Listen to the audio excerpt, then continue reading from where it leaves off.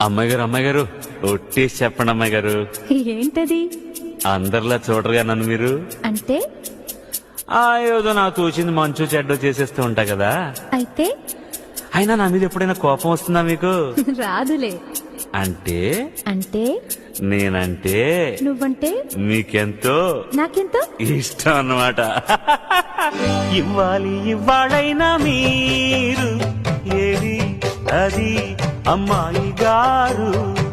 చెప్పాలి ఏం కావాలో మీరు ఏదో అది అబ్బాయి గారు. నన్నే మెచ్చారు, నేనే నచ్చానన్నారు.